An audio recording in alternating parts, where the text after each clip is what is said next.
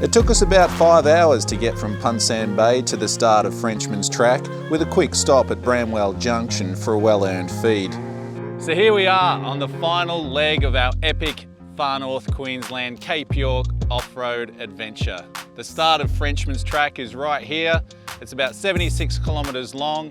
We don't know too much about this track. We do know it has two main river crossings, firstly the Wenlock and then the Pascoe River. Both of those are quite deep by reputation.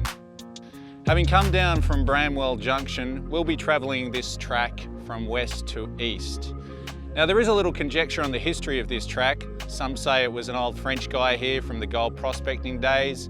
Others say it was a French geophysical survey party that made the track here while looking for oil. Either way, it's now another four-wheel driver's heaven, and we are very much looking forward to tackling this enigmatic track. We started Frenchman's at about 3 p.m, so we knew we would be camping on the track for at least one night.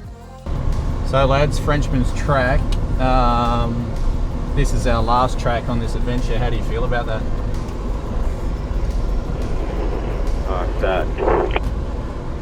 Sad, yeah? Yeah, man.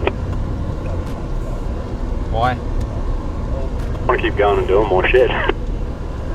Yeah, it's funny, isn't it? Like, we've just pulled on here and I'm already like, I don't know, there's something that comes over me that says, ah, yes, this is where I want to be again. Yeah, but it has to come to an end, otherwise it would be normal and it would get boring and you'd want to do something else. Yeah, that's it. Hey, duality of things. It's, you know, without any bad, there's no good, and without boredom, there's no adventure. So this wouldn't be adventure if it was a full-time thing. So, yeah, good point. A couple of times along the way, we had been warned that the Pascoe was higher than normal and was causing issues for those wishing to cross. As usual, we decided to give it a go regardless. We made an assessment that they were all being dramatic and probably weren't as well prepared as we were. We knew we could always turn back if we had to. So other than a few nasty corrugations, the first few Ks of Frenchman's Track are pretty sedate. So I think a filling came loose though, just before. Frenchman's Track between Telegraph Road and Wenlock River is very straight and easy to navigate, but you definitely need to keep your wits about you. There's only a few sections of muddy bog holes, but nothing like what we'd seen over the past 10 days. You might notice if you look at the map of Frenchman's Track that it's a very straight road, and we feel it's in part due to the fact that they wanted to get to where they were going as fast as possible, really. You know what, I was actually just thinking that if you have a look at the French line in the Simpson Desert, it's also another dead straight track like this one here. So perhaps it's a French theme. Straight tracks, no imagination. Even with time allowed for filming, we got to the Wenlock River just after 4 p.m, and the entrance to the river was pretty steep and mogully, so we all wanted to have a very good look before proceeding. So basically, just choosing the line here, this here is a little bit sketchy. It's going to lean to the right, so we're going to use this side of the bank here to prop it back up, then it'll be straight all the way down.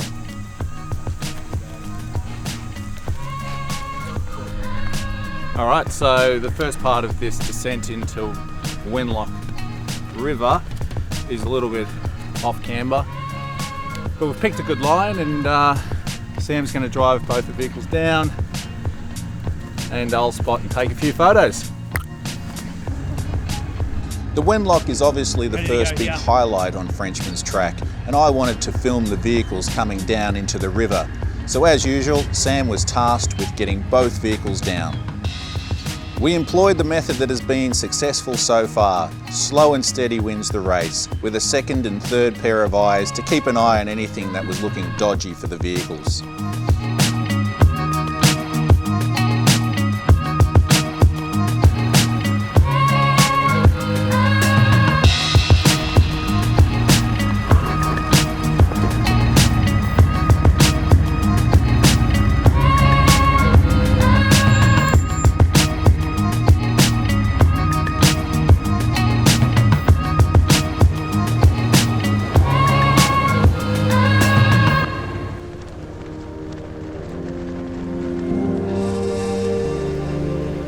Although the Wenlock River is a freshwater river, we still kept our eyes peeled for crocs.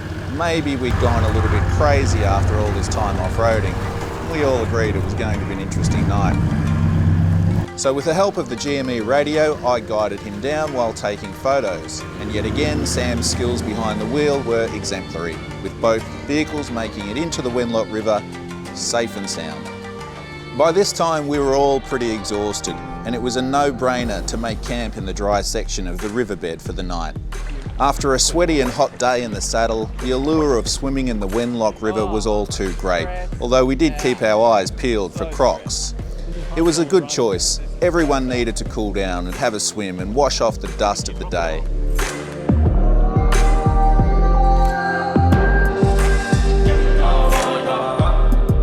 So here we are, day 2 on Frenchman's Track. You may have seen from yesterday, it was a bit of a gnarly descent into Wenlock River here, which is stunning. We got here about 4 in the afternoon. We decided to have a camp and a bit of a swim because it was such a hot day and such a beautiful area, so why not? We camped up here last night. This morning, things changed up a little bit. We were sitting here enjoying our morning coffee, and we had a couple of four-wheel drivers just come down through here, and they'd made it to the Pascoe River. And they weren't singing the praises of the depth of this river. It was about this tall. So we're sort of thinking, will we, won't we? We're not too sure yet, but we're prepared to go down there and take a look for ourselves, and we'll just weigh things up as we see them. And we'll take the most safe option. When a fellow four-wheel driver comes back from an obstacle telling you that they didn't pass it because they thought it was too dangerous, that's an indication that you all need to sit down and have a good chat about whether you want to proceed or head back based on that advice. After having a good chat with each other, we decided that we had a major advantage with this Pascoe River crossing. We had 2 vehicles, they only had 1. Always a greater advantage when you've got that second vehicle.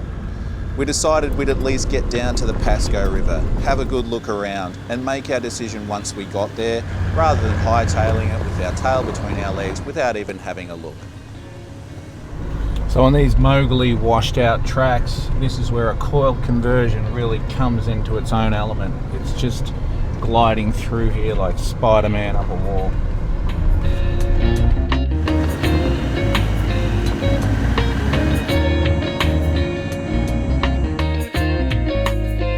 The problem here is the left wheel's going to get height before the right wheel, so that could be a shitty situation. We're just going to check the depth, and it's not deep at all here, but this water's so murky, you know, I've come unstuck in situations like this before and nearly rolled it. So you just test the depth, and that's fine. It's not going to kick us over. We're good to go.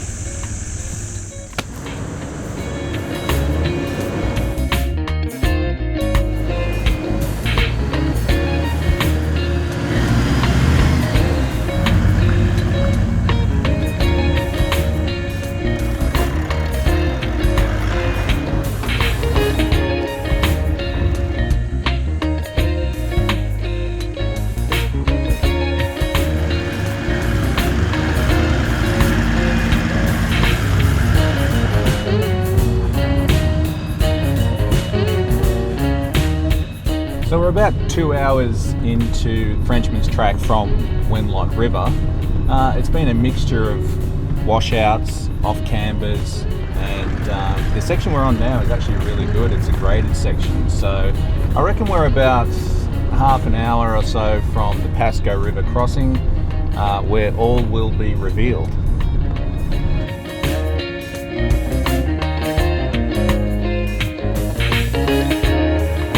One thing these four-wheel drivers didn't mention was the treacherous descent down into the Pascoe River. This thing was epic. Moguls everywhere. Rollover opportunities abound. Sam reckons this will buff out. This dodgy section of track is about 100 metres long, though some of the most dangerous conditions we think we've seen the entire journey, including anything we'd seen on the old coach road. We all agreed that this section of the track prior to the crossing of the river was very hectic. And it was a case of if you made it to the river and decided that you couldn't cross the river, there was no reversing back out of it. So we needed to take a good look at both that section of track and also the river itself, because if you're committed to one, you're committed to them both. So we've made our way here to the Pascoe River, which is the biggest obstacle that we've found on Frenchman's track. Now, certainly it's a flowing river through here and we've walked through it and it's not moving us, so we're confident that it's not going to move the vehicles. However, there's some big boulders through there that we need to pick a good line through, so we feel like we've nutted that out. Now it's just a case of driving that line. So we'll sort of stand on a few rocks and give Sam some perspective on where to drive. But right now we're going to take a look at this track down, because we're parked about 300 metres up here, and this drive down into Pascoe is, well, we believe, more sketchy than the river itself. So we're going to take a look at that now. After we completed the reconnaissance of those two major obstacles, we walked back up the hill to get the vehicle started. As per the plan, Sam was to take it slow as I guided him past any danger.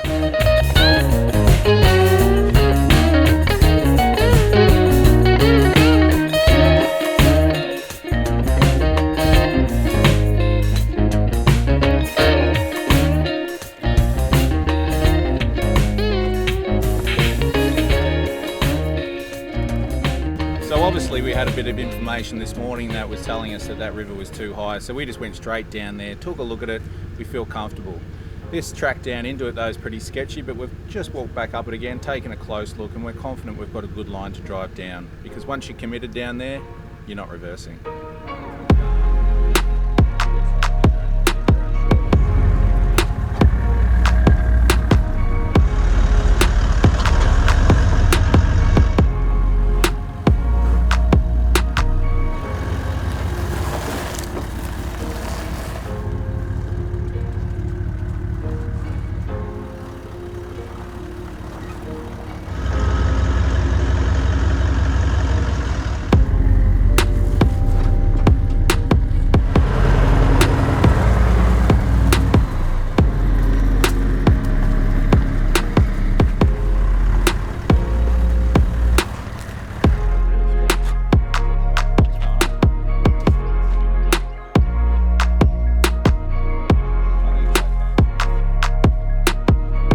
Sam rallied both vehicles to a place close to the river in case we needed recovery options. Frenchman's track is predominantly an easy to mild track, but getting down into the Pascoe River area is difficult. It's moguly, you need a spotter, and you really need to take your time, which was what we've done here. We've brought both vehicles down, and we've got another hard little section into the Pascoe River crossing itself, and we're confident it's going to go smoothly.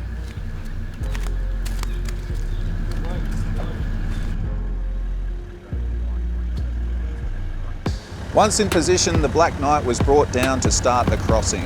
And right at that moment, an audience arrived in the form of a motorcycle touring squad and became eager spectators for what was about to unfold. Sam, being the charismatic millennial that he is, wasn't shy to have an audience, and with all the underwater hazards memorised, proceeded into the Pascoe River with the Black Knight.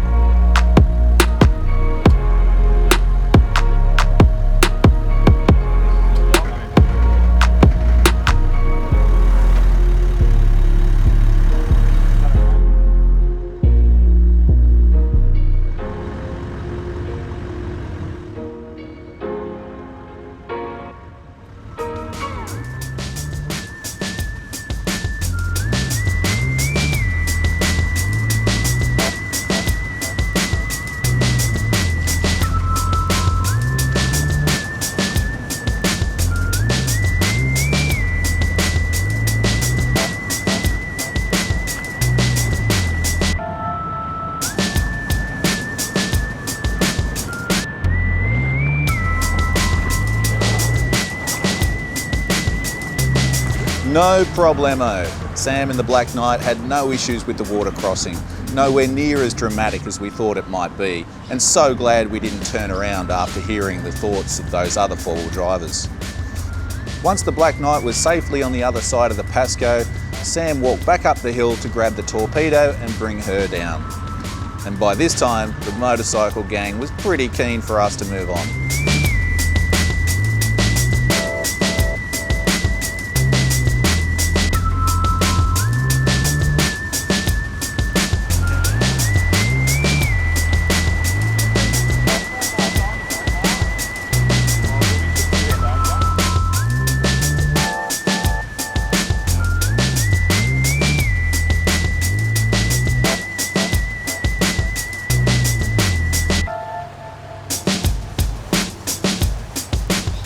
The Torpedo has been an amazing vehicle on this journey. It looks like a support vehicle compared to the Black Knight, but even with the extra weight and leaf springs, the Torpedo ate it up and we were able to get out of there pretty quickly.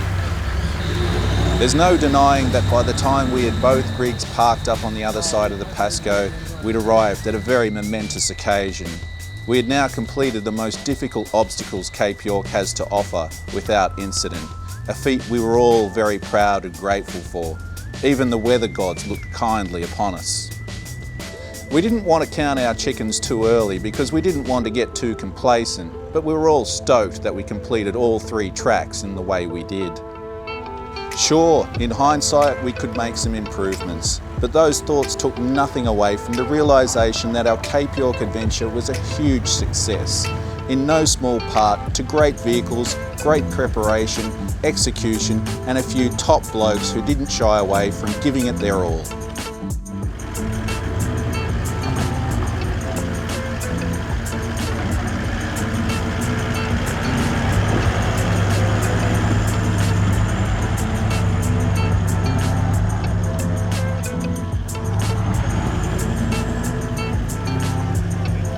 That was a great example of when to use a front locker then. Clearly we had that right wheel lifting up, we were losing traction at the front end when we really needed to bite into that left front wheel on the rock. The only way we could do that was with the Harrop locker.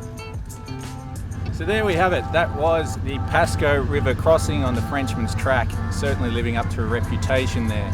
Now we were slightly put off when we heard those rumours about the water being really high this morning, but you know what, we came down, we took our time, we walked it out, we assessed the depth of the water and we picked a line that we were comfortable and confident with, and Sam executed brilliantly. Nothing more to add there other than we're super stoked because our Far North Queensland adventure is drawing to a close, but we're also super sad for the same reason. This last 2 weeks has been an amazing journey, and one none of us will ever forget, pushing our vehicles and ourselves to the limit to reach all the milestones we'd set before starting the voyage.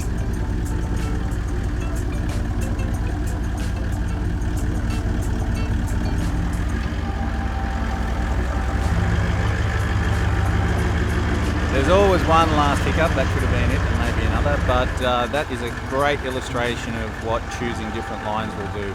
In the Black Knight we reared up because I had the rear wheel in that hole there because I thought I could with a coil conversion, but we chose a much more sensible line with the Torpedo here and it looked super smooth and super safe. With the curtain now lowered over Frenchman's track, it's time for us to wave a sad goodbye to the stunning Cape York Peninsula. We leave this beautiful region overflowing with fond memories for us all, an unforgettable sense of accomplishment and the bonds of brotherhood and friendship that can only be forged from the fires of striving and uniting to overcome the beauty and the peril of nature. Would we do it again? You bet.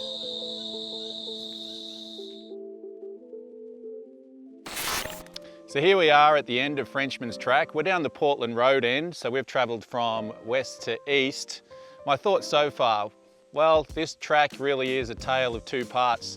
There's quite easy sections, flat sections, straight sections, just corrugations, and then you hit these gnarly washed out sections which are sort of mogully and require a second look. Certainly the 2 highlights and the 2 well-known sections on this track are the river crossings. Firstly the Wenlock and the Pascoe.